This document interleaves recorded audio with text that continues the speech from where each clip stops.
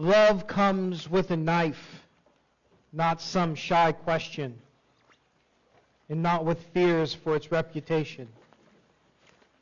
Or love is a madman working his wild schemes, tearing off his clothes, running through the mountains, drinking poison, and now quietly choosing annihilation. When Rumi talks about love, it's very complicated, because he also says that someone who does not run toward the allure of love walks a road where nothing lives.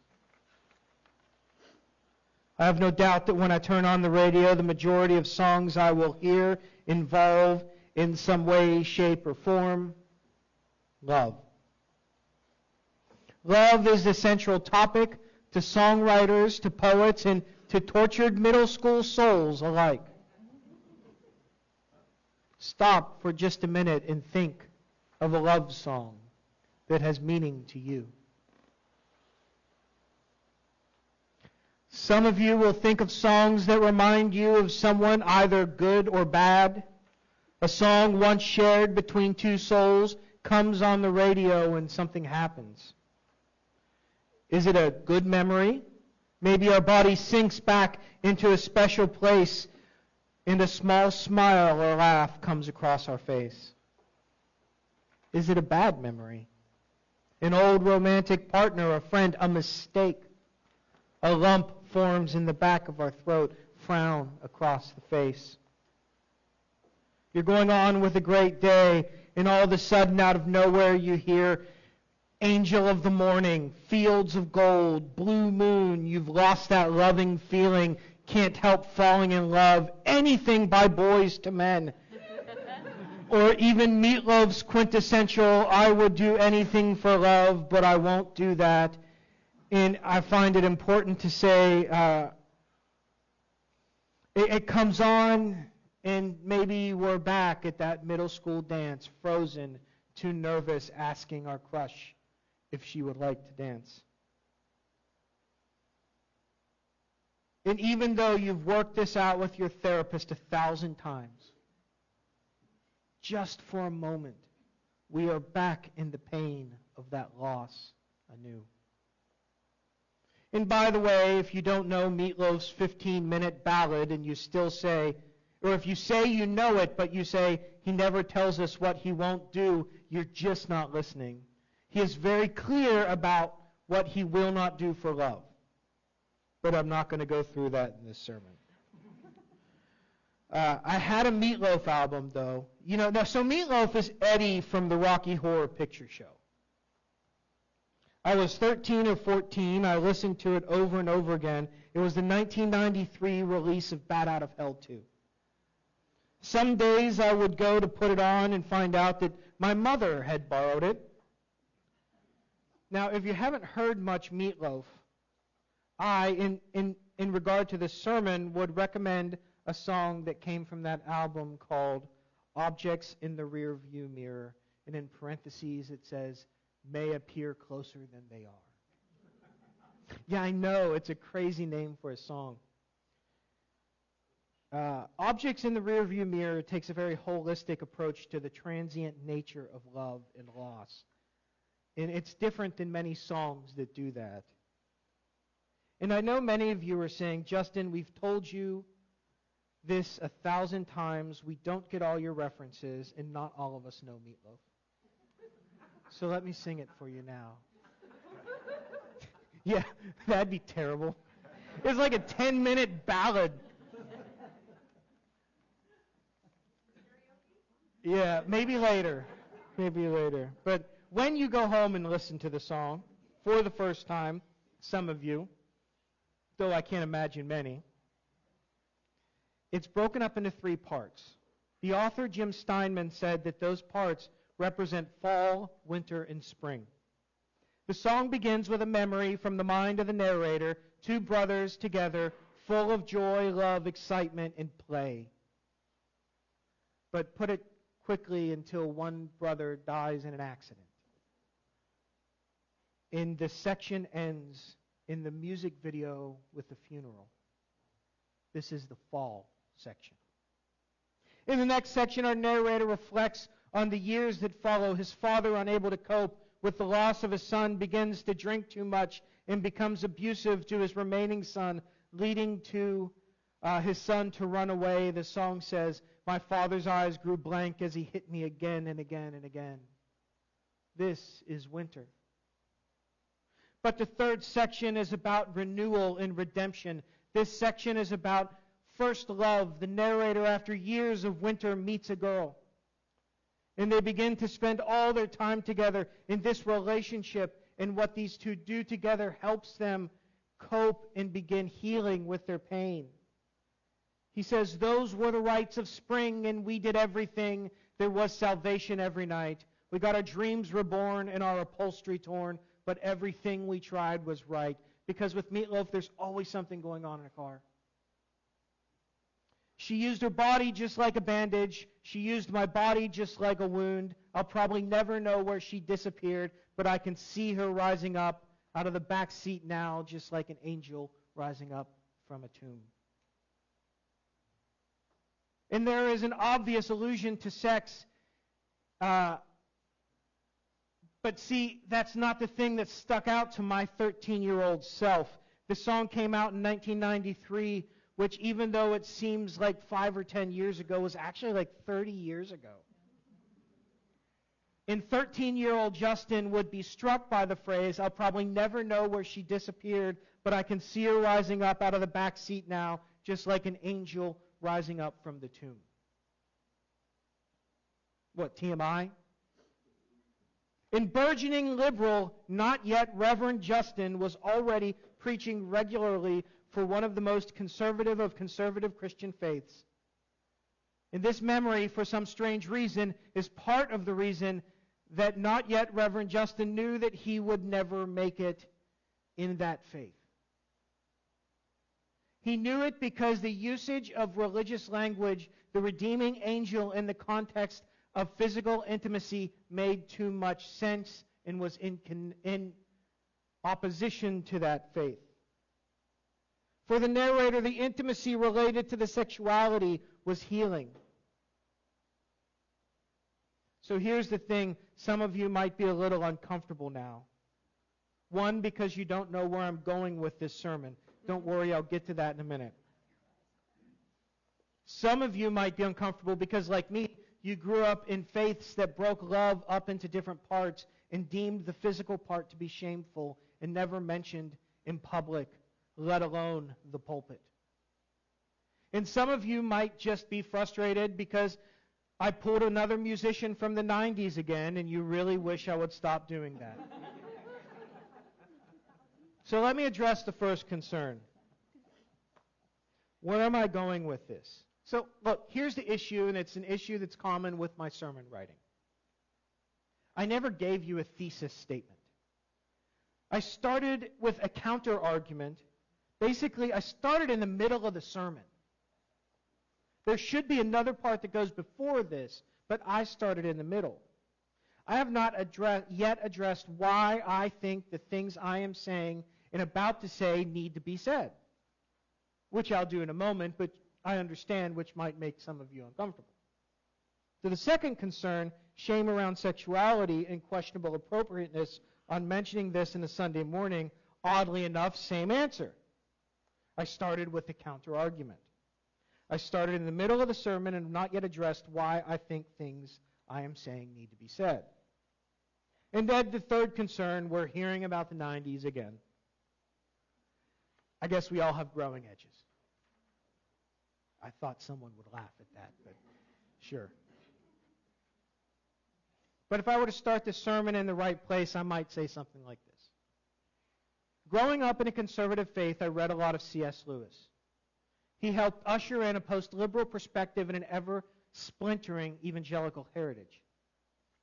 I'm happy that I did. I appreciate C.S. Lewis and many of the perspectives he had, even though they are understandably dated and sometimes a little blind. The books that were going around by him in my circles as I got older, Mere Christianity, The Lion, the Witch, and the Wardrobe, the Screw Tape Letters, but there was always this one that I thought was just a little too boring to read, but I have skimmed, called The Four Loves. For many Christians, it was becoming very popular to divide love up to its semantic parts, based on an out-of-date theory about the meaning of words. It was important in the faith in which I grew up that we know the meaning of the word in the Bible. We know what we are talking about in the original Greek, especially when multiple words are translated into the same word. In fact, it's very popular to talk about the four Greek words for love, especially in modern evangelicalism. Regarding love, we knew this was coming up when the preacher said, you know, ancient Greek has four words for love. And you'll know that preacher doesn't know what he's talking about if he calls it ancient Greek. It's not. It's Koine Greek, but that's how the sermon always starts. In Greek, you know there are four words for love. Then he goes on to list them. There's storge, a love between parent and a child. There's phila, a love between friends and family, what some might call brotherly or sisterly love, like Philadelphia, the city of brotherly love. Then the big one, agape, selfless love, godly love, the love that puts others first. It's a holy love, like an untouched thing. Then the preacher would go on to tell us that storge is never used in the Bible, though in one form it actually is. And in a quick offhand, neither is the word eros, which is used as the root term for erotic, to which would not be brought up again. The sermon would focus on phila, brotherly and sisterly love, and agape love, that's selfless love. And these two words would be defined with pure clarity and separateness. The definitions would be specific. They were given straightforward meaning, and the point of the sermon would be that inherently God wanted us to be selfless in our loving Him because God loved agape us, and we should love agape Him. We would encourage each others in this through we would say to seek joy, which stood for Jesus, others, yourself, in the focus of love that we were asked to embrace. Because in that form of fundamentalism, and central to the way love was practiced, love was understood as obedience to God. Which brings up multiple issues, from coercion, encouraging someone in an abusive relationship to stay of it because joy, to the fact that they ignored the fourth word for love and locked it away in a box of shame. But also, that isn't how language works.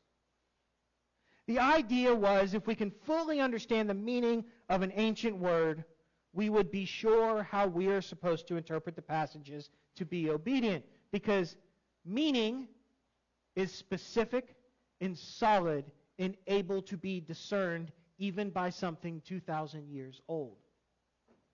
However, in doing this, so they gather all the words on one page for agape, all the passages. Then they take all the other passages for phila and put those on the other page. And they decode based on how those words are used, and often they would draw important information on theology of love. However, in doing this, they also realized that sometimes the words were used synonymously. And sometimes one usage was used for the other. The fact is, phila would be used for agape, and agape would be used for phila. They began to realize that even eros and agape, depending on the situation, were used interchangeably when they looked in broader Greek words or Greek writing of the time. Which means that maybe we need to step back from how we understood love in a fundamental way. See, it's easy to highlight the importance of one aspect or ideal like love and diminish the others in a way that leaves us with a sanctimonious excuse to abuse people. As I said before, in fundamentalism, love for God is often defined as obedience to His Word or obedience to God as a ruler or king.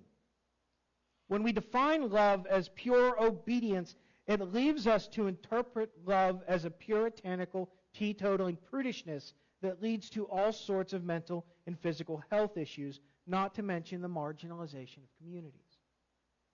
The modern tendency to marginalize homosexuality through legalized discrimination, book banning, and anti-trans legislation are rooted in the acceptance of a religious fundamentalism that defines love as obedient submission to God. And the problem is that the only way that people can learn about God is through the interpretation of men. So who are we really asked to be obedient to? This creates a puritanical tendency to lock the physical expression of love and joy, what might be called eros, behind a wall of shame. And the most irresponsible thing this does, it doesn't leave room for meatloaf. And 13-year-old, not yet Reverend Justin needed room for meatloaf. And see, this is what I should have put in the beginning and then move to the whole meatloaf section, if you understand what I've done there. Which is why some of you might have been confused.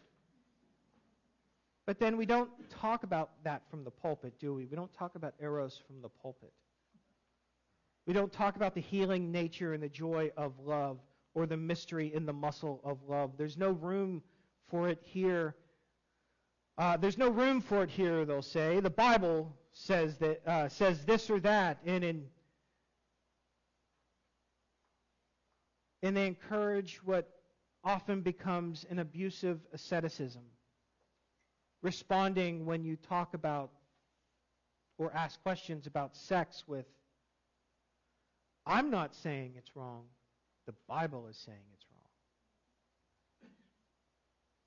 Except the Bible's not doing that. Here's the funny thing. Song of Solomon, chapter 1. I almost brought my Bible to slam it down and open it just in opposition, but I decided against it because we're UUs. Song of Solomon, chapter 1. And some of you, if you're getting nervous, might need to plug your ears.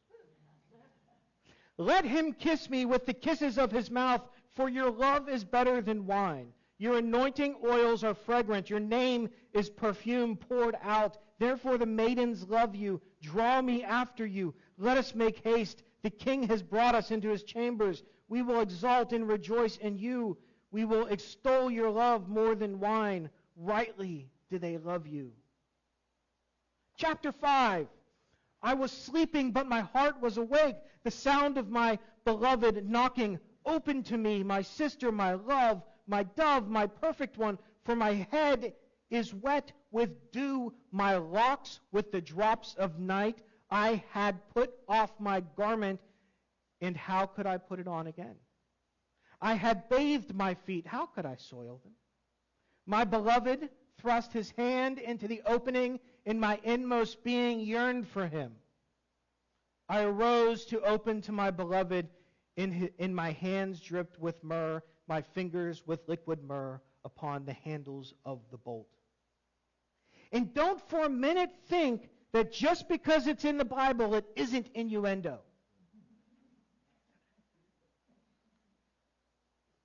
The fact is, there is considerable space and expression of eros in the physical aspect, sexuality in the Bible. In fact, the word for love in the Song of Solomon is a Hebrew word that represents the physical expression of love, often translated in the Septuagint by the Greek word eros. What you will hear if you ask a fundamentalist about the Song of Solomon is that it's allegorical as a representation of love between Christ and the church. But let me pause for a moment to read the opening lines again. Let him kiss me with the kisses of his mouth, for your love is better than wine, which really makes that relationship with Jesus awkward. Isaac Asimov in his Guide to the Bible, and if you've never seen Isaac Asimov's Guide to the Bible, it is one of the most phenomenal biblical dictionary things I've ever used. And Isaac Asimov says this: because of the erotic nature of the book, it has been customary to find allegorical values in it that would make more of it than a description of bodily passion. In the guise of the portrayal of love of a man and a woman, Jews would have it speak of their love between Yahweh and Israel, Catholics of their love between Christ and the church, and Protestants of their love between God and a man's soul.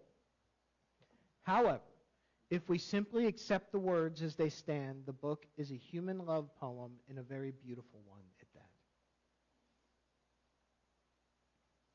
Reverend Rebecca Ann Parker reminds us in her book, A House for Hope, love's heart is nourished by pleasure and joy. She goes on to say that though eros can be exploited and misdirected through inappropriate power dynamics, that it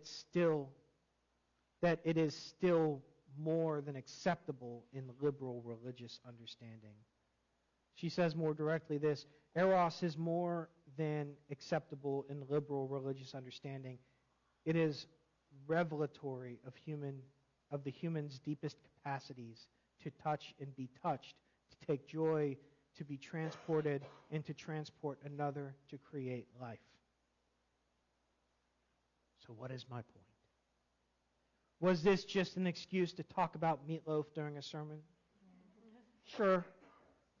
Was it just an excuse to read from the Song of Solomon during the sermon? Maybe. Maybe. But here's the thing. America, by and large, is a conservative country. More and more policy decisions are being made based on religious fundamentalism that interprets love as obedience to their God, which is by and far an anemic definition of love that removes the physical expression in much of the emotional connections that love would have. The space necessary for youth, and they're doing this in spaces necessary for youth to figure out who they are. A simple way to understand it is, when I was in fundamentalism, they talked about the vertical relationship of love to God, the horizontal relationship with people.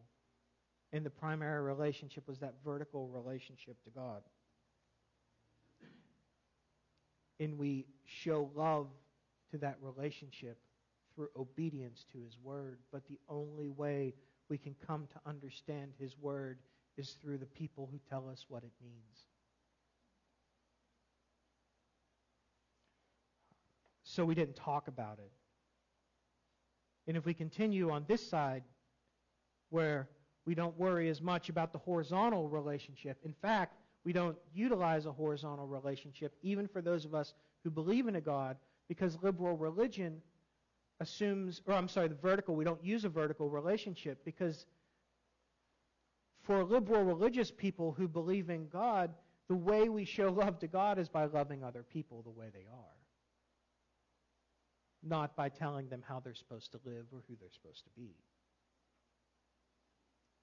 And yet it can still be nervous to talk about. So LGBTQ youth listen to the loudest voices in places, especially like Oklahoma and where I left in Mississippi. This leads to marginalize others in policy decisions that impact the health and welfare of women looking for care and youth looking for care. When we choose not to engage love theologically in its full dimensions, we exacerbate the wounds that many people grow up with. If we are afraid to talk about it, if we're afraid to think about the relationships we have theologically, philosophically, scientifically, and everything else, and especially if we're afraid to talk about the relationships we have in a church, our children will figure out where to get their answers, and so will our politicians. And I'm not sure which one's more dangerous. Look, Reverend Parker reminds us in House for Hope that the nature of love, especially the love of God in liberal religion, is generally horizontal. In that we practice love of God by practicing love for one another and accepting them for who we are. We need to understand why, and I think I go so deep into the fundamentalist part of this is because we need to understand it. We need to understand without demonizing why someone thinks the way they do so that we can debate or we can talk or we can try to convince them in love, knowing they're also wounded. So I like to spend some time on that fundamentalism that I grew up with. I also like to spend time on Meatloaf. And I have, I think to the frustration of my wife, been singing, I would do anything for love, but I won't do that, way too much this week. And she'll be glad when this sermon's over. But this is what I want you to know going forward. Love is a complicated thing, and we all need to treat each other with grace when it comes to how we learn and how we figure out how to love. But if we don't love, what did Rumi say? Someone who does not run toward the allure of love walks a road where nothing lives. Thank you for listening.